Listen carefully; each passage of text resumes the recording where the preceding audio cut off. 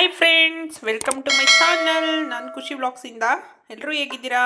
ಎಲ್ಲರೂ ಚೆನ್ನಾಗಿದ್ದೀರಾ ಅಂತ ಭಾವಿಸ್ತಾ ವಿಡಿಯೋ ಶುರು ಮಾಡೋಣ. ಏನಪ್ಪ ವಿಡಿಯೋ ಅಂತ ಅಂದರೆ ನೋಡಿ, ನಾನು ತಲೆಕಾಲು ಸಾಂಬಾರು ಮಾಡ್ತಾಯಿದ್ದೀನಿ. ಮೇಕೆ ತಲೆಕಾಲು ಸಾಂಬಾರು ರೆಸಿಪಿ ಮಾಡ್ತಾಯಿದ್ದೀನಿ. ನಾನು ಯಾವ ರೀತಿ ಮಾಡ್ತೀನಿ ಅನ್ನೋದನ್ನು ನಿಮ್ಮೊಂದಿಗೆ ಶೇರ್ ಮಾಡ್ಕೊಳ್ತೀನಿ. ನೋಡಿ, ನಿಮಗೂ ಕೂಡ ಇಷ್ಟ ಆದರೆ ಒಂದ್ಸಲ ನಾನು ಮಾಡೋ ಅಂಥ ರೆಸಿಪಿನ ನೀವು ಟ್ರೈ ಮಾಡಿ ನೋಡಿ. ಹೇಗೆ ಬಂತು ಅಂತೇಳಿ ಕಮೆಂಟ್ ಸೆಕ್ಷನಲ್ಲಿ ಕಮೆಂಟ್ ಮಾಡಿ ತಿಳಿಸಿ. ಬನ್ನಿ, ತಲೆಕಾಲು ಸಾಂಬಾರಿಗೆ ಮಾಡೋಕ್ಕೆ ಏನೇನು ಬೇಕು, ಯಾವ ರೀತಿ ಮಾಡೋದು ಅನ್ನೋದನ್ನು ತೋರಿಸ್ತಾ ಹೋಗ್ತೀನಿ. ನೀವು ನೋಡ್ತಾ ಹೋಗಿ. ನೋಡಿ, ಮೊದಲಿಗೆ ಒಂದು ಕುಕ್ಕರ್ನ ಇಟ್ಕೊಂಡಿದ್ದೀನಿ. ಅದಕ್ಕೆ ಸ್ವಲ್ಪ ಆಯಿಲನ್ನು ಹಾಕ್ಕೊಂಡಿದ್ದೀನಿ ನಾನು ಆಲ್ರೆಡಿ. ನೋಡಿ, ಸ್ವಲ್ಪ ಆಯಿಲ್ ಹಾಕಿದ್ದೀನಿ, ಯಾಕಂದರೆ ಮಟನ್ನ ಉರಿಬೇಕಲ್ವಾ ಅದಕ್ಕೆ. ಮತ್ತು ಕುದಿನ ಕೂಡ ಕಿತ್ಕೊಂಬಂದು ರೆಡಿ ಮಾಡಿ ಇಟ್ಕೊಂಡಿದ್ದೀನಿ. ಒಂದು ಸರಿ ತೊಳೆದು ಇನ್ನೊಂದು ಸಲ ನೀರಲ್ಲಿ ಹಾಕ್ಕೊಂಡಿದ್ದೀನಿ. ಅದನ್ನು ಕೂಡ ಒಗ್ಗರಣೆಗೆ ಹಾಕಬೇಕು. ನಾನು ಇನ್ನೂ ಮಸಾಲೆ ಎಲ್ಲ ಏನೂ ಕಟ್ ಮಾಡ್ಕೊಂಡಿಲ್ಲ, ಮಿಕ್ಸಿ ಜಾರೆಲ್ಲ ರೆಡಿ ಮಾಡಿ ಇಟ್ಕೊಂಡಿದ್ದೀನಿ. ಈರುಳ್ಳಿ ಏನೇನು ಬೇಕು ಅದಕ್ಕೆಲ್ಲ ತೋರಿಸ್ತೀನಿ, ಕಟ್ ಮಾಡ್ಕೊಳ್ತೀನಿ. ಮೊದಲಿಗೆ ಈಗ ಮಟನನ್ನು ತೊಳೆದು ನೀಟಾಗಿ ವಾಶ್ ಮಾಡಿ ಇಟ್ಕೊಂಡಿದ್ದೀನಿ. ಈಗ ಇದನ್ನು ಕುಕ್ಕರ್ಗೆ ಸೇರಿಸ್ತೀನಿ.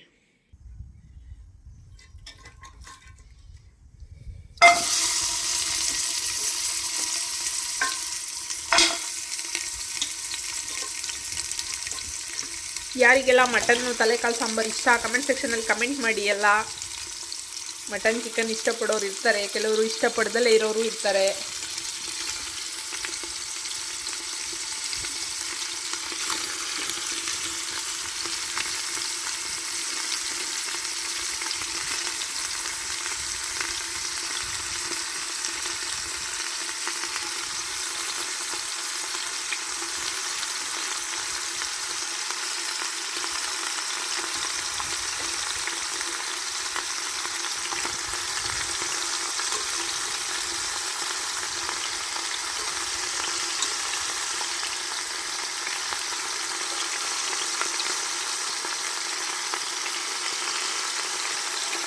ಈಗ ಪೂರ್ತಿ ಹಾಕಿದ್ದೀನಿ ಉರಿಯೋಕ್ಕೆ.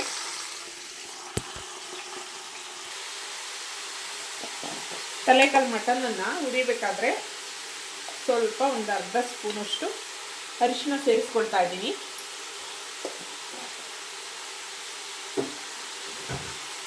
ಆಮೇಲೆ ಖಾರದ ಪುಡಿ ಕೂಡ ಸೇರಿಸ್ಕೊಳ್ತಾ ಇದ್ದೀನಿ. ಸ್ವಲ್ಪ ಒಂದು ಸ್ಪೂನು. ನಾವು ರುಬ್ಬಕ್ಕೂ ಹಾಕ್ಕೊಳ್ಬೇಕು, ಮತ್ತು ಉರಿಬೇಕಾದ್ರೂ ಹಾಕ್ಕೊಳ್ಬೇಕು.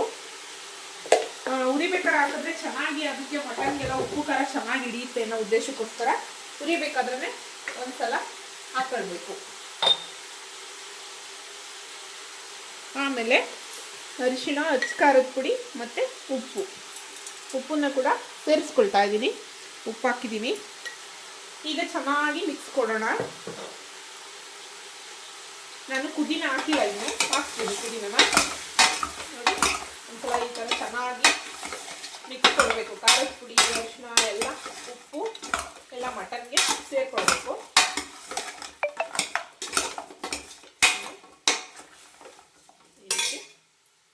ಚೆನ್ನಾಗಿ ಮಿಕ್ಸ್ ಕೊಟ್ಟಿದ್ದೀನಿ. ನೋಡಿ, ಚೆನ್ನಾಗಿ ಎಣ್ಣೆಯಲ್ಲಿ ಫುಲ್ಲು ಅದು ಸ್ವಲ್ಪ ಸ್ಮೆಲ್ ಬರ್ತಾ ಇರುತ್ತೆ, ಅದೆಲ್ಲ ಹೋಗೋವರೆಗೂ ಚೆನ್ನಾಗಿ ಹುರ್ಕೊಳ್ಬೇಕು.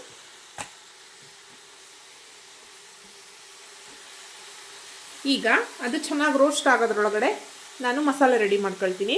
ನಾನು ನೋಡಿ ಇನ್ನೂ ಸೇರಿಸಿಲ್ಲ. ಇದೊಂದು ಸ್ವಲ್ಪ ಅದು ಫ್ರೈ ಆದಮೇಲೆ ಪುದೀನ ಕೂಡ ಸೇರಿಸ್ಕೊಳ್ತೀನಿ.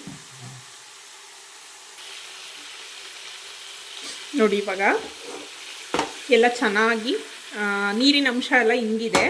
ಈಗ ನಾನು ಪುದೀನಾನ ಚೆನ್ನಾಗಿ ತೊಳೆದಿಟ್ಕೊಂಡಿದ್ದೀನಿ. ಸ್ವಲ್ಪ ಈಗ ಸೇರಿಸ್ಕೊಳ್ತೀನಿ. ಇದಕ್ಕೆ ಸೇರಿಸ್ಬಿಟ್ಟು ಚೆನ್ನಾಗಿ ಇನ್ನೊಂದ್ಸಲ ಮಿಕ್ಸ್ ಕೊಡ್ತೀನಿ.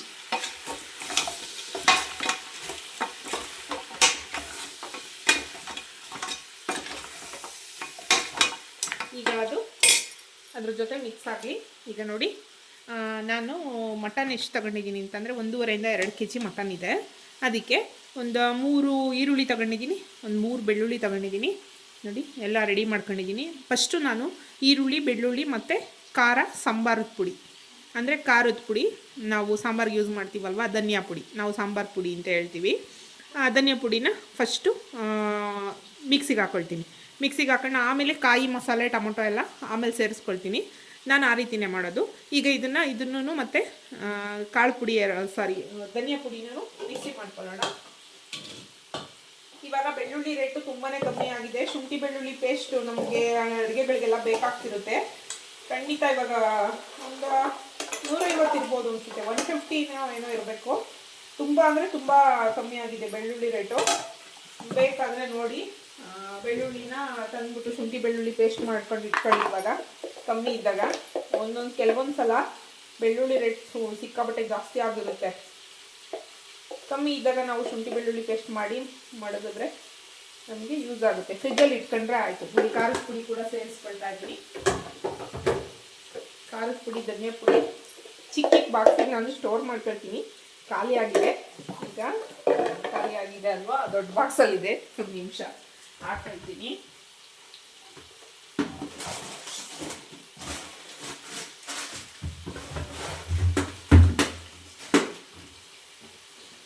ನಾನು ಒಂದು ಸಲ ನೋಡಿ ಈ ಥರ ದೊಡ್ಡ ಬಾಕ್ಸಲ್ಲಿ ಧನಿಯಾ ಪುಡಿ ಮಾಡಿಸಿ ಇಟ್ಕೊಂಡಿದ್ರೆ ಚಿಕ್ಕ ಬಾಕ್ಸಲ್ಲಿ ಬೇಗ ಸಿಗುತ್ತೆ ಅಂತ, ಯಾವಾಗಲೂ ದೊಡ್ಡ ಬಾಕ್ಸೇ ತಕ್ಕೊಳ್ಳೋಕ್ಕಾಗಲ್ಲ ಅಂತ ಚಿಕ್ಕ ಬಾಕ್ಸಲ್ಲೇ ನಾನು ಸ್ಟೋರ್ ಮಾಡಿ ಇಟ್ಕೊಂಡಿದ್ದೀನಿ.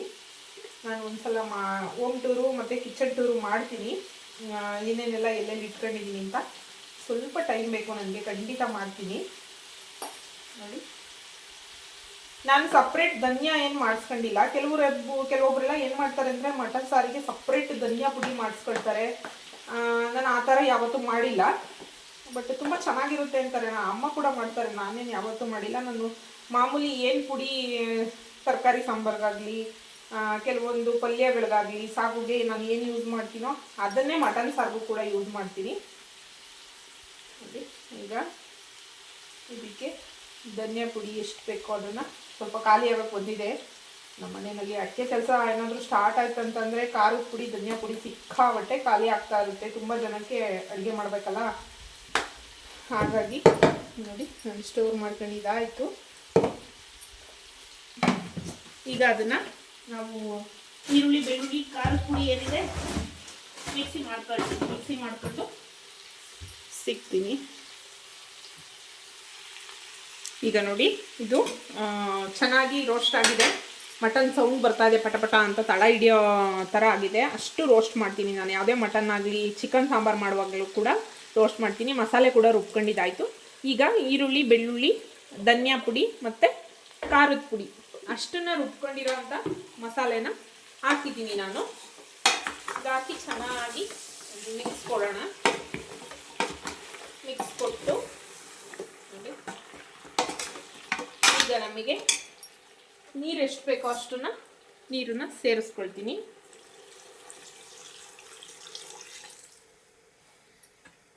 ನೋಡಿ, ಚೆನ್ನಾಗಿ ರೋಸ್ಟ್ ಆಗಿದೆ ಮಟನ್ನೆಲ್ಲ. ಈಗ ಇನ್ನೂ ಸ್ವಲ್ಪ ನೀರು ಹಾಕ್ತೀನಿ.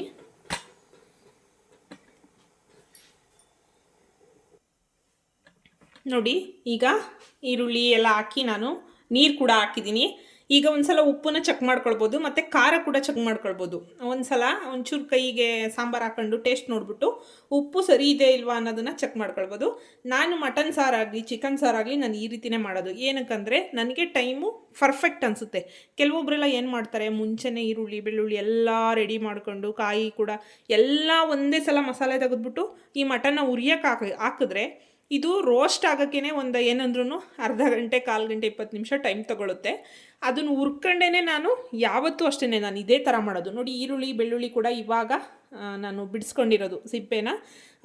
ಈಗ ನೋಡಿ, ಇದು ಕುದಿ ಬರಬೇಕು. ಇದು ಕುದಿ ಬರೋ ಅಷ್ಟೊತ್ತಿಗೆ ನಾನು ಟೊಮೊಟೊ, ತೆಂಗಿನಕಾಯಿ, ಶುಂಠಿ, ಚಕ್ಕೆ ಲವಂಗ, ಅದಕ್ಕೆ ಏನೇನೆಲ್ಲ ಹಾಕ್ತೀನಿ ಅದನ್ನು ಜೋಡಿಸ್ಕೊಳ್ತೀನಿ. ಅಷ್ಟರೊಳಗಡೆ ಇದು ಕುದಿ ಬರುತ್ತೆ. ಕುದಿ ಬಂದಾಗ ನಾನು ಕಾಯಿ ಮಸಾಲೆ ಏನು ರುಬ್ಕೊಳ್ತೀನಿ, ಕೊತ್ತಂಬರಿ ಸೊಪ್ಪು, ಟೊಮೊಟೊ, ಅದು ಕಾಯಿ ಮಸಾಲೆ ಏನು ರುಬ್ಕೊಳ್ತೀನಿ ಅದನ್ನು ಒಂದು ಸಲ ಸೇರಿಸ್ತೀನಿ. ಇದಷ್ಟರೊಳಗೆ ಇದು ಜಾಸ್ತಿ ಕ್ವಾಂಟಿಟಿ ಇರುತ್ತಲ್ವಾ, ಕುದಿ ಬಂದಿರುತ್ತೆ. ಕುದಿ ಬಂದಾಗ ನಾವು ಕಾಯಿ ಮಸಾಲೆ ಸೇರಿಸಿದ್ರೆ ಇನ್ನೊಂದು ಕುದಿ ಬರುತ್ತೆ. ಆಗ ನಮಗೆ ಉಪ್ಪು ಖಾರ ಚೆಕ್ ಮಾಡಿಕೊಂಡು ಲಿಡ್ನ ಕ್ಲೋಸ್ ಮಾಡಿದ್ರೆ, ಕುಕ್ಕರ್ ವಿಜಲ್ ಕೂಗಿಸ್ಕೊಂಡ್ರೆ ನಮಗೆ ಸಾಂಬಾರಾಗಲಿ ರೆಡಿ ಆಗುತ್ತೆ. ನಾನು ಯಾವುದೇ ಒಂದು ರೆಸಿಪಿ ಮಾಡಬೇಕಾದ್ರೂ ನಾನು ಮುಂಚೆನೇ ನಾನೇನು ಪ್ರಿಪ್ರೇಷನ್ ಮಾಡ್ಕೊಳ್ಳಲ್ಲ, ನಾನು ರೆಡಿ ಮಾಡ್ಕೊಂಡೇ ಮಾಡೋದು ಈ ರೀತಿ. ನಿಮಗೆಲ್ಲ ಏನು ಅನ್ನಿಸ್ತು ಅಂತ ಕಮೆಂಟ್ ಸೆಕ್ಷನಲ್ಲಿ ಕಮೆಂಟ್ ಮಾಡಿ ತಿಳಿಸಿ, ಓಕೆನಾ. ಈಗ ಹಸಿ ತೆಂಗಿನಕಾಯಿ ಮತ್ತು ಟೊಮೊಟೊ ಎಲ್ಲ ಕಟ್ ಮಾಡ್ಕೊಳ್ತೀನಿ. ಕಟ್ ಮಾಡ್ಕೊಳ್ಳೋದಕ್ಕೆ ಏನೇನು ಮಸಾಲೆ ಬೇಕು ತೋರಿಸ್ತೀನಿ, ಸಿಗ್ತೀನಿ. ನೋಡಿ, ನಾನು ಹೇಳ್ದಾಗೆ ಈಗ ಚೆನ್ನಾಗಿ ಇದು ಕುದಿ ಬರ್ತಾ ಇದೆ. ಈಗ ಇದು ಕುದಿ ಬರೋ ಅಷ್ಟೊತ್ತಿಗೆ ನಾನು ಈ ಮಸಾಲೆ ಪ್ರಿಪ್ರೇಷನ್ ಮಾಡ್ಕೊಂಡಿದ್ದೀನಿ. ಏನೇನು ಬೇಕು ಅಂತ ತೋರಿಸ್ತೀನಿ ನೋಡಿ. ಒಂದು 3 ಗೋಡಂಬಿ ತಗೊಂಡಿದ್ದೀನಿ. ಒಂದು 10 ಪೀಸ್ ಇದೆ ಲವಂಗ. ಚಕ್ಕೆ ಲವಂಗ ಸ್ವಲ್ಪ ಜಾಸ್ತಿನೇ ಹಾಕಬೇಕು, ಹಾಗಾಗಿ ಲವಂಗ ತಗೊಂಡಿದ್ದೀನಿ. ಮತ್ತು ಮೆಣಸು ತಗೊಂಡಿದ್ದೀನಿ. ಮೆಣಸು ಅಂತೂ ತುಂಬ ಮೇಯ್ನು. ನಾವು ಈರುಳ್ಳಿ ಜೊತೆ ಕೂಡ ರುಬ್ಬಿಟ್ಟು ಹಾಕ್ಬೋದು. ಈರುಳ್ಳಿ ನಾನು ಫಸ್ಟು ಈರುಳ್ಳಿ ಬೆಳ್ಳುಳ್ಳಿ ರುಬ್ದೆ ಅಲ್ವಾ, ಅದ್ರ ಜೊತೆ ಕೂಡ ನಾವು ಮೆಣಸನ್ನು ರುಬ್ಬಿಟ್ಟು ಹಾಕ್ಬೋದು. ಬಟ್ ನಾನು ಮಸಾಲೆ ಜೊತೆನೇ ಹಾಕ್ತಾಯಿದ್ದೀನಿ. ನಾವು ತಲೆಕಾಲು ಈ ಕಾಲು ಸೂಪು ಎಲ್ಲ ಮಾಡ್ತಾರಲ್ವ, ಅದಕ್ಕೆ ಮೆಣಸು ಬೆಳ್ಳುಳ್ಳಿ ಜಾಸ್ತಿನೇ ಹಾಕಿರ್ತಾರೆ. ಹಾಗಾಗಿ ಮೆಣಸು ಕೂಡ ತಗೊಂಡಿದ್ದೀನಿ. ಮತ್ತು ಚಕ್ಕೆ ತಗೊಂಡಿದ್ದೀನಿ. ಚಕ್ಕೆ ನೋಡಿ ಒಂದು 4 ಪೀಸು ಸಣ್ಣ ಸಣ್ಣದು ತಗೊಂಡಿದ್ದೀನಿ. ಗೋಡಂಬಿ ಅಂತೂ ಹಾಕೊಳ್ಳಿ, ತುಂಬ ಟೇಸ್ಟಾಗಿ ಬರುತ್ತೆ. ಮತ್ತು ಕೊತ್ತಂಬರಿ ತಗೊಂಡಿದ್ದೀನಿ. ಮತ್ತು ಪುದೀನ ತಗೊಂಡಿದ್ದೀನಿ. 2 ಚಿಕ್ಕದು ಟೊಮೊಟೊ ತಗೊಂಡಿದ್ದೀನಿ, ಚಿಕ್ಕದು. ಮತ್ತು ನೋಡಿ ಹಸಿ ತೆಂಗಿನಕಾಯಿ ತುರಿ ತಗೊಂಡಿದ್ದೀನಿ. ನೋಡಿ ಹಸಿ ತೆಂಗಿನಕಾಯಿ ತುರಿ ತಗೊಂಡಿದ್ದೀನಿ. ಮತ್ತು 1 ಇಂಚಷ್ಟು ಶುಂಠಿ ತಗೊಂಡಿದ್ದೀನಿ. ಏನು ಅಂದ್ಕೊಳ್ಬೇಡಿ, ಎಲ್ಲ ಒಟ್ಟಿಗೆ ಇಟ್ಟುಬಿಟ್ಟು ತೋರಿಸ್ತಾ ಇದ್ದೀನಿ ಅಂತ. ನೋಡಿ ಎಲ್ಲ ಸಪ್ರೇಟ್ ಇಟ್ಕೊಂಡು ಒಂದೊಂದು ಸಪ್ರೇಟ್ ಬೌಲಲ್ಲಿ ಹಾಕೊಂಡು ತೋರಿಸ್ಬೋದು. ಬಟ್ ಜಾಸ್ತಿ ಟೈಮ್ ಹಿಡಿಯುತ್ತೆ ಅಂತ ನಾನು ಈ ಥರನೇ ತೋರಿಸ್ತಾ ಇದ್ದೀನಿ, ಏನು ತಿಳ್ಕೊಳ್ಬೇಡಿ. ನೋಡಿ ಇಷ್ಟೆಲ್ಲನ ಈಗ ನಾನು ಆಗಲೇ ರುಬ್ಬಿದ್ದೆ ಅಲ್ವಾ ಮಿಕ್ಸಿ ಜಾರು, ಅದೇ ಮಿಕ್ಸಿ ಜಾರಿಗೆ ಹಾಕ್ಬಿಟ್ಟು ಇದನ್ನು ಕೂಡ ನುಣ್ಣಗೆ ಪೇಸ್ಟ್ ಮಾಡ್ಕೊಳ್ತೀನಿ. ಅಷ್ಟರೊಳಗೆ ನೋಡಿ ಇದು ಕೂಡ ಕುದಿ ಬರ್ತಾ ಇದೆ. ಆಮೇಲೆ ಅದಕ್ಕೆ ಸೇರಿಸೋಣ. ನೋಡಿ ಈಗ ಇದು ಮಸಾಲೆ ಕೂಡ ರುಬ್ಬಿದ್ದಾಯಿತು, ಕಾಣಿಸ್ತಾ ಇದೆಯಾ?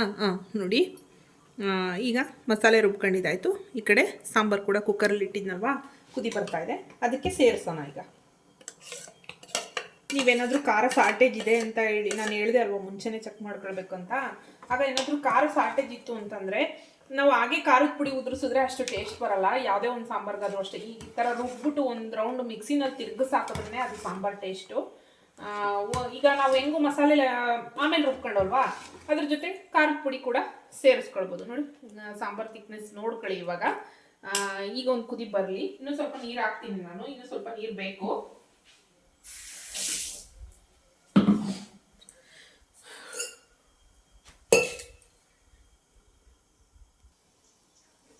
ನೋಡಿ ಈಗ ಎಲ್ಲ ಮಸಾಲೆನೂ ಕೂಡ ಹಾಕಿದ್ದಾಯಿತು.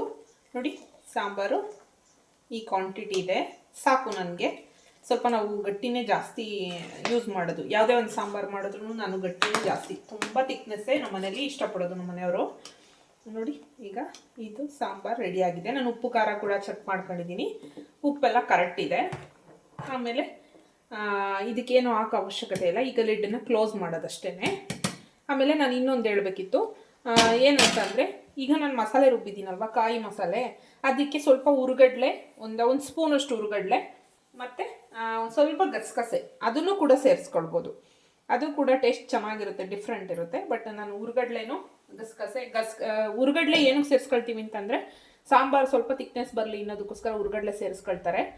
ನನಗೆ ಸಾಕು ಇದೆ ಮಸಾಲೆ ಮಸ್ತಾಯಿತು. ನೀವು ಬೇಕಂದರೆ ಸ್ವಲ್ಪ ಹುರುಗಡ್ಲೆ ಕೂಡ ಹಾಕ್ಕೊಳ್ಳಿ, ಸ್ವಲ್ಪ ಗಸಗಸೆ ಕೂಡ ಹಾಕ್ಕೊಂಡು ರುಬ್ಬಿಟ್ಟು ಕಾಯಿ ಮಸಾಲೆ ಜೊತೆ ಸೇರಿಸಿ ತುಂಬಾ ಟೇಸ್ಟಾಗಿ ಬರುತ್ತೆ ಸಾಂಬಾರು. ನೋಡಿ ಇವಾಗ ಲಿಡ್ಡನ್ನು ಕ್ಲೋಸ್ ಮಾಡ್ತಾ ಇದ್ದೀನಿ.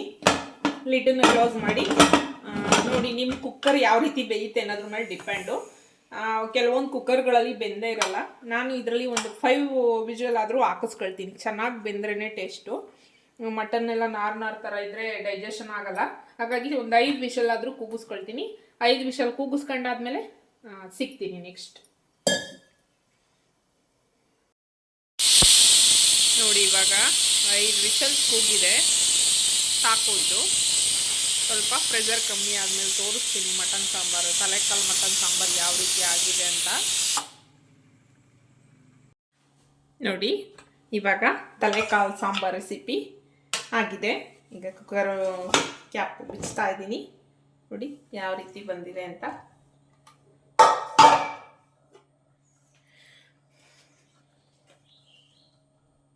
ನೋಡಿ ತುಂಬ ಚೆನ್ನಾಗಿ ಬೆಂದಿದೆ.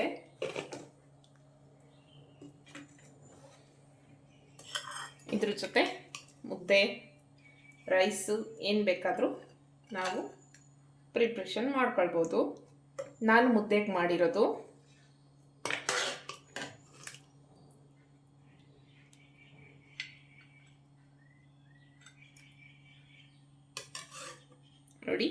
ಬಿಸಿ ಬಿಸಿಯಾದಂಥ ತಲೆಕಾಲು ಸಾಂಬಾರು ರೆಸಿಪಿ ರೆಡಿ ಆಯಿತು. ಹೇಗೆ ಬಂತು ಅಂತ ಕಮೆಂಟ್ ಸೆಕ್ಷನಲ್ಲಿ ಕಮೆಂಟ್ ಮಾಡಿ. ವಿಡಿಯೋಸ್ ಇಷ್ಟ ಆಯಿತು ಅಂತಂದರೆ ಒಂದು ಲೈಕ್ ಕೊಡಿ.